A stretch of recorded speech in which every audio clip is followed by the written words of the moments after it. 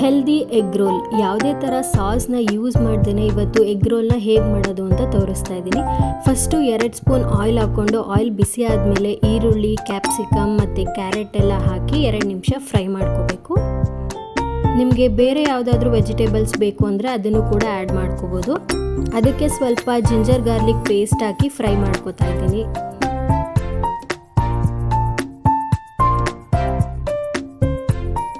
Vegetables ಎಲ್ಲ fry ಆದಮೇಲೆ ಸ್ವಲ್ಪ ಉಪ್ಪು ಮತ್ತು ಖಾರದ ಪುಡಿ ಹಾಕಿ ಫ್ರೈ ಮಾಡ್ತಾ ಇದ್ದೀನಿ.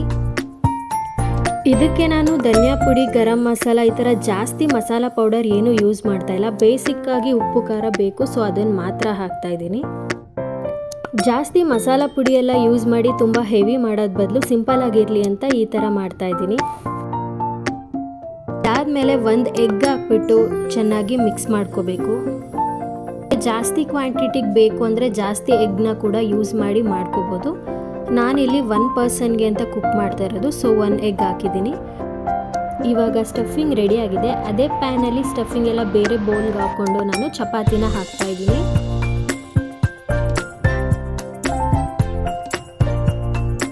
ಚಪಾತಿ ಮೇಲೆ 1 ಎಗ್ನ ಹಾಕ್ತಾ ಇದ್ದೀನಿ.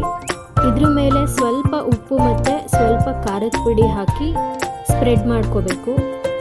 ಎಗ್ನ ಸ್ಪ್ರೆಡ್ ಮಾಡ್ಕೋಬೇಕಾದ್ರೆ ಸಿಮ್ಮಲ್ಲಿ ಇಟ್ಟಿರಿ, ಇಲ್ಲ ಅಂತ ಅಂದರೆ ಚಪಾತಿ ಎಲ್ಲ ಫುಲ್ಲು ಡ್ರೈ ಆಗೋಗುತ್ತೆ.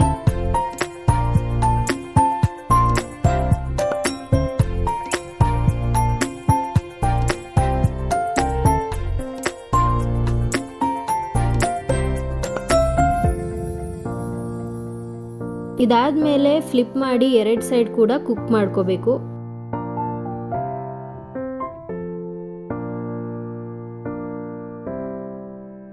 ಇವಾಗ ಎಗ್ ಚಪಾತಿ ರೆಡಿ ಆಗಿದೆ. ಇದೇ ಥರ ಬೇಕಿದ್ರೂ ಕೂಡ ತಿನ್ಬೋದು. ಚಪಾತಿನ ಒಂದು ಪ್ಲೇಟ್ಗೆ ಹಾಕ್ಕೊಂಡು ಸ್ಟಫಿಂಗ್ ಏನು ಮಾಡ್ಕೊಂಡಿದ್ವಿ ಅದನ್ನೆಲ್ಲ ಹಾಕ್ತಾ ಇದ್ದೀನಿ. ಇದ್ರ ಮೇಲೆ ಕೆಚಪ್, ಮಯೋನೈಸಿ ಏನಾದರೂ ಯೂಸ್ ಮಾಡ್ಬೋದು. ಬಟ್ ನಾನು ಹೆಲ್ದಿ ವರ್ಷನ್ ಮಾಡೋದ್ರಿಂದ ಯಾವುದೇ ಥರ ಸಾಸ್ನ ನಾನು ಯೂಸ್ ಮಾಡಿಲ್ಲ. ಸ್ವಲ್ಪ ಆನಿಯನ್ ಮಾತ್ರ ಹಾಕಿದ್ದೀನಿ ಮೇಲೆ.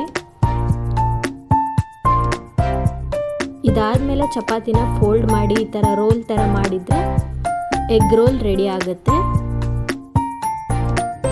ಇದನ್ನು ಬ್ರೇಕ್ಫಾಸ್ಟ್ಗೆ, ಇಲ್ಲಾಂದರೆ ಈವ್ನಿಂಗ್ ಟೈಮಲ್ಲಿ ಸ್ನ್ಯಾಕ್ಸ್ ಥರ, ಇಲ್ಲಾಂದರೆ ಲಂಚ್ ಬಾಕ್ಸ್ಗೆ ಯಾವುದಕ್ಕಾದರೂ ಮಾಡ್ಬೋದು.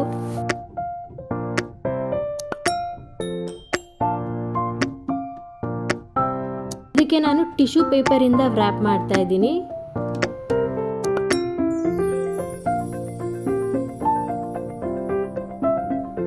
ಇವಾಗ ಎಗ್ ರೋಲ್ ರೆಡಿ ಆಗಿದೆ. ಈ ರೆಸಿಪಿ ನಿಮಗೆ ಇಷ್ಟ ಆಯಿತು ಅಂದರೆ ಈ ವಿಡಿಯೋನ ಲೈಕ್ ಮಾಡಿ, ಮತ್ತು ಇದೇ ಥರ ವೀಡಿಯೋಸ್ಗೆ ನಮ್ಮ ಚಾನಲ್ನ ಸಬ್ಸ್ಕ್ರೈಬ್ ಮಾಡಿ.